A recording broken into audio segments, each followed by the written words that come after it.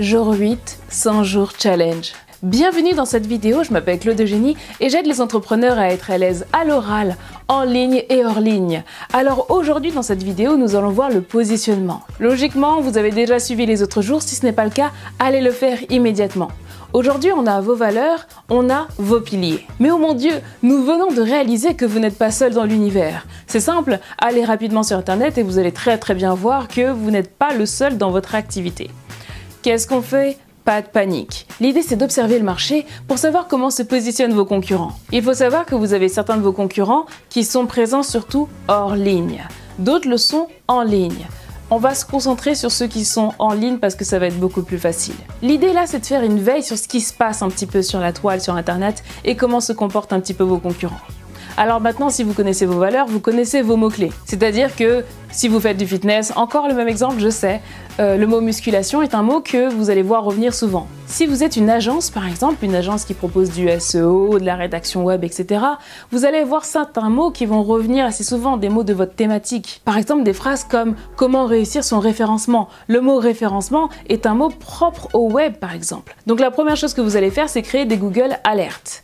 Les Google Alerts vont vous permettre de pouvoir surveiller le web. Dès qu'un article va sortir sur une thématique, vous allez recevoir une alerte dans vos mails qui va vous prévenir qu'un article a été fait sur la thématique en question. Vous précisez à Google les mots qui vous intéressent. Est-ce que c'est le mot référencement? Est-ce que c'est le mot nutrition? Est-ce que c'est la phrase par exemple sans sucre? Est-ce que c'est la phrase par exemple réussir ses voyages? Parce que c'est sûrement une phrase qui revient souvent dans votre thématique si vous êtes dans le thème du voyage. Maintenant, le mot, simplement le mot voyage, n'est peut-être pas assez pertinent. Donc observez bien les mots qui se démarquent et qui sont typiques à votre thématique. Comme ça, avec les alertes Google, vous allez pouvoir savoir ce qui se passe. Deuxième environnement, on va aller sur LinkedIn. Sur LinkedIn, c'est très simple. Vous tapez à peu près la thématique de votre activité. Si vous êtes coach en développement personnel, vous tapez coach dev perso, coach développement personnel. Vous allez avoir toute une ribambelle de résultats qui vont arriver et ça va vous permettre de voir dans votre ville, dans votre pays, quels sont les coachs sur le marché. Maintenant, ce que je vous invite à faire, c'est regarder 2-3 profils pour voir à peu près comment ils se présentent. En gros, inspirez-vous de ceux qui ont déjà fait le boulot avant vous, c'est très simple. On ne va pas réinventer la roue. Regardez comment ils se présentent, quels sont leurs piliers, leurs activités et peut-être même que vous allez trouver des sources d'inspiration. Peut-être que vous allez suivre un premier coach de vie qui va avoir 3 piliers qui sont plus ou moins intéressants, mais un vous intéresse particulièrement parce que c'est aussi votre pilier, mais pas les 2 autres. Peut-être que vous allez en avoir un autre qui va également avoir les mêmes similitudes que vous, mais un seul des piliers va se démarquer. Et dedans, faites un petit peu parfois votre shopping, ça vous permet de créer vraiment votre unicité.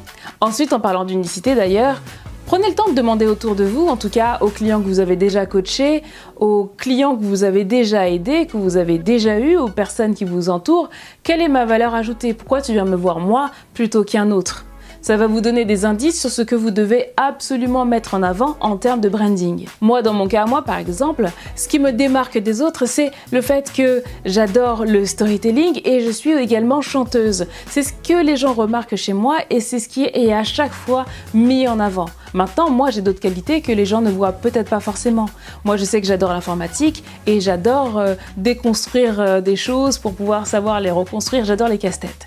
Donc du coup, je prends un petit peu de ma personnalité, de ce que les autres voient, pour arriver à combiner quelque chose qui va parler et qui va faire en sorte que je suis vraiment unique sur le marché. C'est simple, vous pouvez chercher, il n'y a pas d'autre personne comme moi. Qui soit chanteuse, qui adore la prise de parole en public, notamment le storytelling, et qui parle d'énergie, et qui est également très souriante aussi, bon ok je suis en train de me lancer des fleurs, et qui adore aussi faire des puzzles et un peu de reverse engineering.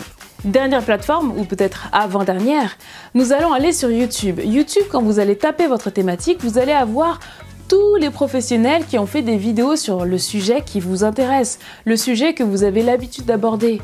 Allez les voir, regardez ce qu'ils font, regardez comment ils présentent.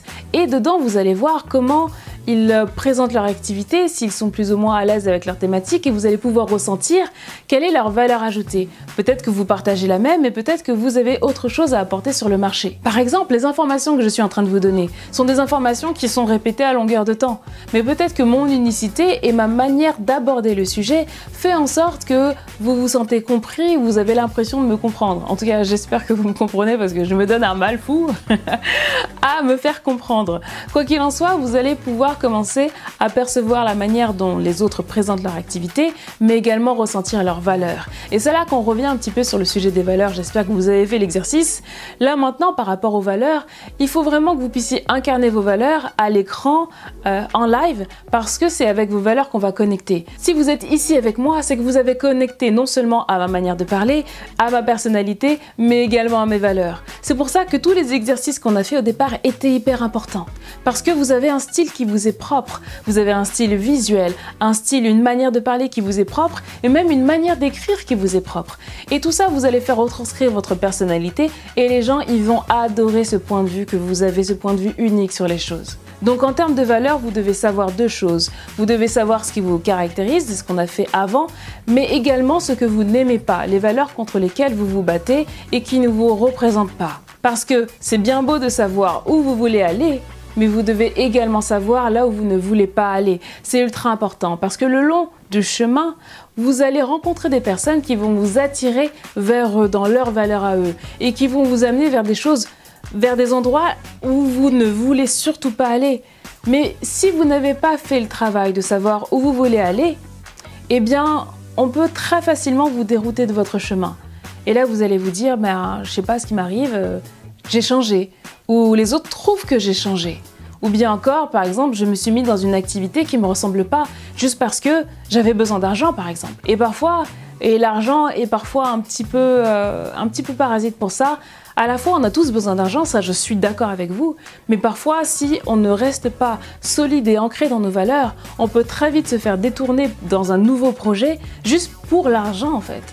Donc à ce moment-là, c'est pas mauvais, mais gardez conscience que si vous allez dans un projet pour l'argent, si la passion n'est pas assez grande, ben vous serez parti pour la valeur de l'argent et pas pour la valeur d'apporter une différence dans ce que vous faites et aider les gens. Donc gardez bien en vue votre cap.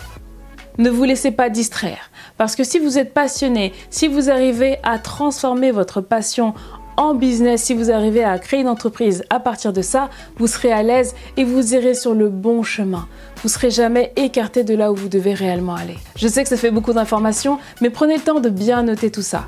Aujourd'hui, pas de livre parce que là, il y a beaucoup de choses à faire sur Internet, etc. Prenez le temps de faire ces exercices, prenez le temps de mettre tout ça en place. Si vous avez besoin de mon aide, envoyez-moi un message et on fera en sorte que tout soit possible. Allez, je vous retrouve dans une prochaine vidéo. À bientôt.